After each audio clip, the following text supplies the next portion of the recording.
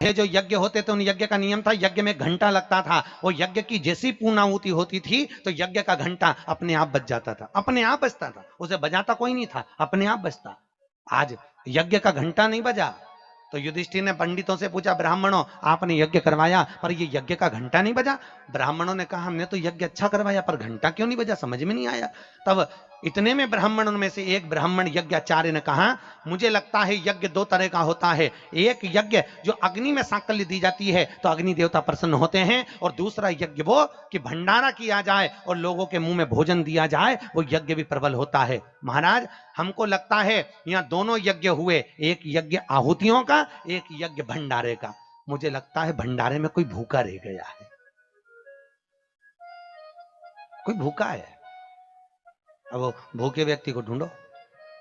पांडव गए और पांडव जाकर जरा पता करो कि भूखा कौन है अपने नगर में, यज्ञ का घंटा बजेगा। जाकर देखा तो एक कुटिया में एक संत बैठे हुए थे। बाबा आपने भोजन किया है? नहीं। आपने भोजन नहीं किया? नहीं। क्यों नहीं किया? मैं काय को भोजन करूं, भंडारा हो रहा, चलो भोजन करो। नहीं नहीं मैं नहीं करता। भंडारे में भोजन नहीं करोगे? नहीं। क्यों नहीं करोगे? मैं उसके घर में भोजन करता हूं जो मेरे को 108 अश्वमेध यज्ञ का पुण्य देता है। पांडव मेरे को 108 अश्वमेध यज्ञ का पुण्य दे दे, मैं उनके यहाँ भोजन कर लूंगा। अब पांडवों ने सोचा अपनी जिंदगी में पहला तो अश्वमेध यज्ञ कर रहा है और 108 अश्वमेध यज्ञ तो हमने कभी जिंदगी में नहीं करे, तो हम इसको पुण्य कहां से दे बाबा को। पांडव चले गए। द्रौपदी ने पूछा कोई मिला? हाँ एक संत मिला है पर 108 अश्वमेध यज्ञ का पुण्य मांग रहा है। द्रौपदी ने कहा चलो मैं लेके आती हूं उस बाबा को।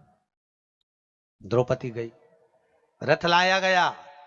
द्रौपदी ने कहा रथ में बैठकर नहीं जाऊंगी, पैदल जाऊंगी।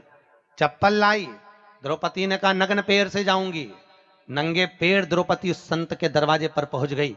बाबा चलो हमारे यहाँ यज्ञ हुआ है, भंडारे का भोजन करना। बाबा कहते हैं द्रौपदी तुझे मालूम नहीं, मुझे 108 अश्वमेध यज्ञ का पुण्य दे दे, मैं तेरे यहाँ भोजन कर लूंगा। द्रौपदी ने कहा लो बाबा संकल्प छोड़ती हूं और 108 अश्वमेध यज्ञ का पुण्य तुमको देती हूं।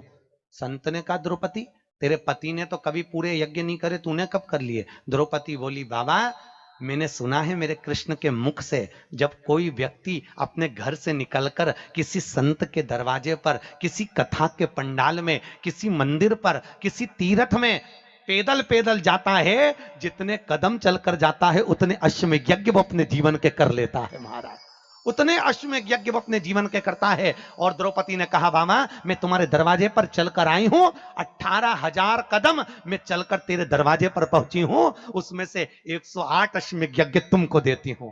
संत उठकर खड़ा हो गया, द्रौपदी के यहां गया, भोजन करा तो यज्ञ का घंटा बज गया। महाराज यज्ञ का घंटा बजा।